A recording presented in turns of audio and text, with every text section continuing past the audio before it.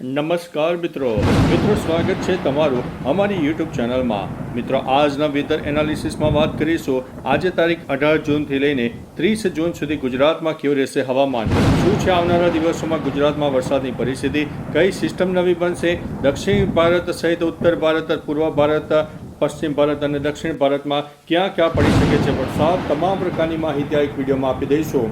ઉપરાંત મિત્રો કયા જિલ્લામાં સૌથી વધારે વરસાદ પડ્યો અને કયા જિલ્લામાં વધારે તકલીફ થઈ રહી છે, તમામ પ્રકારની માહિતી આ એક વિડીયોમાં તમને આપી દઈશું। પ્રથમ મિત્રો તાપમાનની વાત કરીએ તો ગુજરાતમાં અત્યારે જે ગરમીનો પારો 38-39 ડિગ્રીની આસપાસ હતો તેની જગ્યાએ હવે 30થી લઈને 35 કહી શકાય કે ડિગ્રીની આસપાસ પહોંચી ગયો છે, એટલે ગરમીમાં આપણને આંશિક રાહત મળી રહી છે। બીજી તરફ મિત્રો બંગાળની ખાડી અને અરબી સમુદ્રનો કહી શકાય કે ભેજવાળા પવનો જોરદાર ગુજરાતને મળી રહ્યા છે, જેના લીધે થઈને લો ક્લાઉડ ફોર્મેશન પણ મજબૂત બની રહ્યા છે અને સૌરાષ્ટ્ર સહિત ગુજરાતના અનેક ભાગોમાં ભારેથી અતિ ભારે વરસાદની શક્યતા દેખાઈ રહી છે। હવે મિત્રો કઈ સિસ્ટમ અત્યારે કામ કરી રહી છે તેની સંપૂર્ણ માહિતી તમને આપી દઈએ તો અત્યારે અરબી સમુદ્રમાં એક લો પ્રેશર સિસ્ટમ સક્રિય થયું છે, જેની અસર સૌરાષ્ટ્રના દક્ષિણ તરફનો વિસ્તાર હોય, પશ્ચિમ તરફનો વિસ્તાર હોય તેમાં ખાસ કરીને વરસાદની શક્યતા છે। આજે તારીખ 18મી જૂન છે તો 18 જૂને આજ રોજ ભાવનગર કહી શકાય, અમરેલી કહી શકાય, ગીર સોમનાથ હોય, જુનાગઢ હોય, પોરબંદર, દેવભૂમિ, દ્વારકા હોય, જામનગર હોય, ઉપરાંત રાજકોટ અને બોટાદ સહિત અનેક વિસ્તારમાં ભારેથી અતિ ભારે વરસાદ થઈ શકે છે, જ્યારે ઉત્તર ગુજરાત, મધ્ય ગુજરાત અને દક્ષિણ ગુજરાતમાં સામાન્ય વરસાદનું જોર ઘટી શકે છે। જો કોઈક જગ્યાએ લોકલ ડેવલપમેન્ટ સર્જાઈ જાય તો 1 થી 4 ઇંચ વરસાદ થઈ શકે છે, પરંતુ સાર્વત્રિક વરસાદ આવો 1 થી 4 ઇંચ વરસાદ જોવા મળશે નહીં। એટલે કે મિત્રો અત્યારે જ્યારે અરબી સમુદ્ર ખાસ કરીને એક્ટિવ થયો છે, બંગાળની ખાડી પણ એક્ટિવ થઈ છે, ઉત્તર ભારતના ઉત્તરી પટ્ટામાં WD સક્રિય થયું છે, એટલે ત્રણેય જે સિસ્ટમો છે તેના ભાગરૂપે થઈને મધ્ય ભારત હવે એક્ટિવ થવાનો છે। અત્યારે અરબી સમુદ્રના ભેજવાળા પવનોને કારણે ગુજરાતને વરસાદ મળી રહ્યો છે, પરંતુ આગામી કહી શકાય કે 2 થી 4 દિવસમાં આ મધ્ય ભારત તરફ એક મજબૂત સિસ્ટમ સક્રિય થશે, જે ઉત્તર ગુજરાત, મધ્ય ગુજરાત અને દક્ષિણ ગુજરાતના અનેક ભાગોને પ્રભાવિત કરશે। ઉપરાંત દક્ષિણ ગુજરાતથી લઈને કેરળ સુધી એક વરસાદી ટ્રફ રેખા પણ સર્જાઈ જશે, જેના ભાગરૂપે તેને ગુજરાતમાં એક સાર્વત્રિક વરસાદનો માહોલ 30 જૂન સુધી હજુ પણ આપણને જોવા મળે તેવી શક્યતા છે। વચ્ચે 1-2 દિવસ વરસાદે થોડો વિરામ લે તેવી પણ શક્યતા છે, પરંતુ એકંદરે ગુજરાતમાં સારામાં સારા વરસાદના એંધાણ છે, પરંતુ કોઈ જગ્યાએ તો 10થી લઈને 18 ઇંચ સુધીના વરસાદ થાય, જેમાં સૌરાષ્ટ્રને 1 નંબર ઉપર ગણીને ચાલવો। ઉપરાંત મિત્રો તારીખ 18, 19 અને 20 તારીખના રોજ કચ્છ હોય, ઉત્તર ગુજરાત હોય, સૌરાષ્ટ્રના અનેક ભાગોમાં હજુ પણ સારામાં સારો વરસાદ થાય, મધ્ય ગુજરાત અને દક્ષિણ ગુજરાતમાં પણ મધ્યમથી થોડો વધુ વરસાદ થાય તેવી શક્યતા છે। આ એકંદરે સાર્વત્રિક વરસાદનો માહોલ આપણને જોવા મળનારો છે।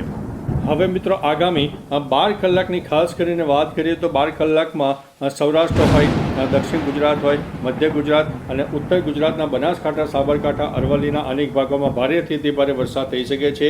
નદીઓ ગાંડીતૂર બને, ડેમોમાં ભયંકર પાણીની આવક થાય અને જાણે કે ડેમો 50% સુધી ભરાઈ જાય તેવી શક્યતા છે, કે કારણ કે ફક્ત ગુજરાતનો જ વરસાદ નહીં પરંતુ ઉપરવાસમાં થયેલા વરસાદને કારણે પાણીમાં આવક પણ થઈ રહી છે અને અત્યારે ડેમોમાં ખોલવાની પરિસ્થિતિ પણ સર્જાય તેવી પણ પરિસ્થિતિનું નિર્માણ થયું છે।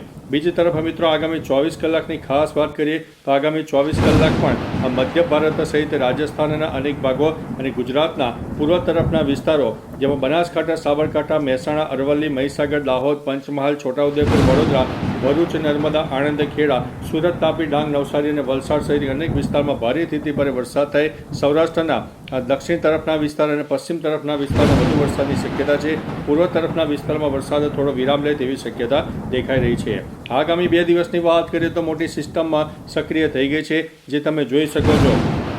મોટી સિસ્ટમ મધ્ય ભારત તરફ એક્ટિવ, જેમાં આપણે જણાવ્યું તે પ્રમાણે આ જે નિશાની કરી છે ત્રણ વિસ્તારને વરસાદ આવરી લે। ત્યારબાદ મિત્રો આગામી 4 દિવસની વાત કરીએ તો આગામી 4 દિવસે ધીમે ધીમે મધ્ય ભારત સહિત ઉત્તર ભારત પણ એક્ટિવ થાય, જેના ભાગરૂપે થઈને ગુજરાતમાં પણ વરસાદની શક્યતા છે। દક્ષિણ ગુજરાતથી લઈને કેરળ સુધી વરસાદની ટ્રફ રેખા ચાલુ રહેશે, એટલે લાંબા ગાળાની ટ્રફ રેખા છે અને આવનારા દિવસોમાં હજુ પણ વરસાદ મળી શકે છે।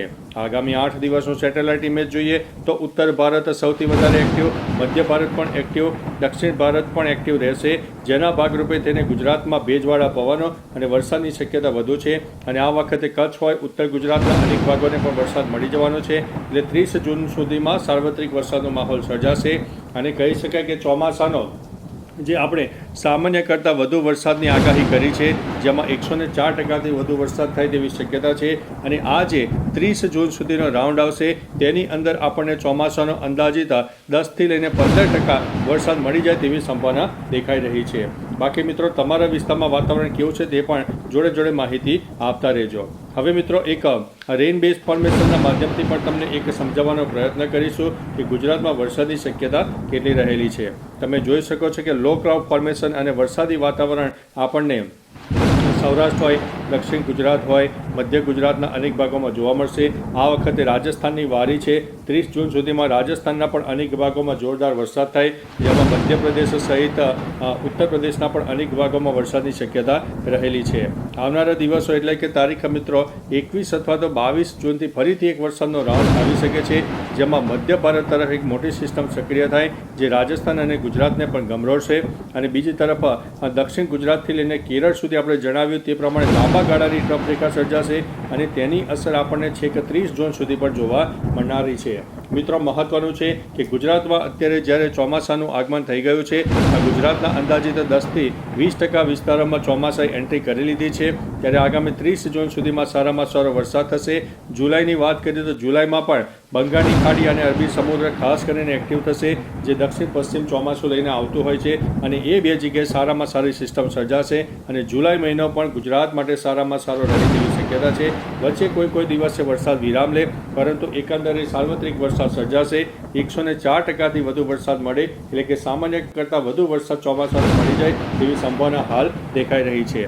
બાકી મિત્રો, તારીખ 25 તારીખે પણ તમે જોઈ શકો છો કે 25 તારીખે પણ મધ્ય ભારત સહિત ઉત્તર ભારત એક્ટિવ રહે. ગુજરાતમાં પણ અત્યારે તમને સેટેલાઇટ બેઝના માધ્યમથી નહીં દેખાય, પરંતુ ગુજરાતમાં પણ ઉત્તર ગુજરાત હોય, મધ્ય ગુજરાત હોય, દક્ષિણ ગુજરાત, સૌરાષ્ટ્ર અને કચ્છના અનેક ભાગોમાં મેઘતાંડવ થશે. અત્યારે સિસ્ટમ ચોક્કસથી નહીં દેખાય મિત્રો, પરંતુ આ જે સિસ્ટમ બનવાની છે 22થી લઈને 28 અથવા તો 30 તારીખનું જે સેશન છે તેમાં એક મજબૂત સિસ્ટમ સક્રિય થશે, જેમાં આ વખતે ઉત્તર ગુજરાતનો વારો આવશે, મધ્ય ગુજરાતનો પણ વારો આવી જવાનો છે.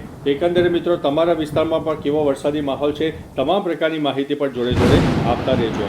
ઉપરાંત મિત્રો, ગુજરાતમાં ક્યાં વરસાદ પડ્યો, ક્યાં વધુ મુશ્કેલી છે, તેના પણ સમાચાર આપણે નેક્સ્ટ સ્લાઇડમાં તમને આપી દેવાના છે, એટલે થોડા વિડીયો સાથે જોડાયેલા રહેજો. અને જે ખેડૂત મિત્રો છે, તમારો જે ખુલ્લામાં કોઈ વસ્તુઓ ચીજ વસ્તુઓ પડી હોય, ઢોર ઢાકર હોય, તેને સુરક્ષિત જગ્યાએ રાખજો, કારણ કે વીજળી પડવાના ચાન્સીસ અને ભારે વરસાદને કારણે એક મેઘતાંડવ થાય અને એક વહેણ જોવા મળે, ગામમાં નદીઓ વહેતી જોવા મળે અને તમારી ચીજ વસ્તુઓ પલળી જાય તેવા સંકેત છે. એટલે થોડા અત્યારથી જ સાવચેત રહેજો, એલર્ટ રહેજો. મિત્રો, ગુજરાતના ઘણા બધા વિસ્તારોમાં ભયંકર વરસાદ પડ્યો છે. ખાસ કરીને મિત્રો, હળવદના ઘનશ્યામપુર પાસે નાળામાં ફસાયેલા 14 વિદ્યાર્થીઓનું રેસ્ક્યુ કરવામાં આવ્યું છે. ગોકળ ગતિએ ચાલતી પુલની કામગીરીથી સ્થિતિ અત્યારે વિકટ બની છે અને અત્યારે વિદ્યાર્થીઓ સહિત ગ્રામજનો મુશ્કેલીમાં મુકાયા છે. મિત્રો, અન્ય મહત્વના સમાચારની વાત કરીએ તો હળવદથી સરા વચ્ચે દીઘડિયાની નદી બે કાંઠે વહેતી થઈ છે. વાહન વ્યવહાર પણ બંધ થઈ ગયો છે. હળવદ તાલુકાના શક્તિધામમાં દીઘડિયા બ્રહ્માણી નદી રૌદ્ર સ્વરૂપે જોવા મળી. આજુબાજુના વિસ્તારો સંપર્ક વિહોણા પણ બન્યા છે. મિત્રો, અન્ય મહત્વના સમાચારની વાત કરીએ તો આણંદ જિલ્લામાં સાર્વત્રિક વરસાદનો મેઘમહેર જોવા મળ્યો.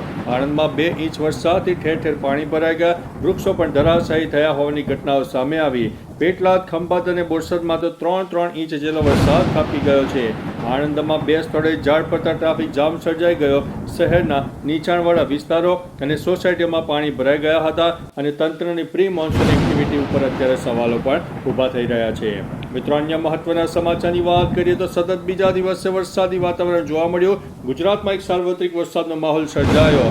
નિકોલમાં 1.25 ઇંચ, વટવામાં 1 ઇંચ અને સરેરાશ 16 મિલીમીટર વરસાદ પડી ગયો. સરખેજમાં 1 ઇંચ, મેમકોમાં 20, વાસણા વિસ્તારમાં 17 મિલીમીટરથી વધુ વરસાદ પણ નોંધાઈ ગયો છે. મિત્રો, મહત્વનું છે કે વધારે વરસાદને કારણે એસટી બસ સહિત ખાનગી વાહનો પણ પાણીમાં ગરકાવ થઈ ગયા હતા અને ઠેર ઠેર ખાડાને કારણે વાહનો પણ ફસાઈ જવાની ઘટનાઓ પણ બની રહી છે.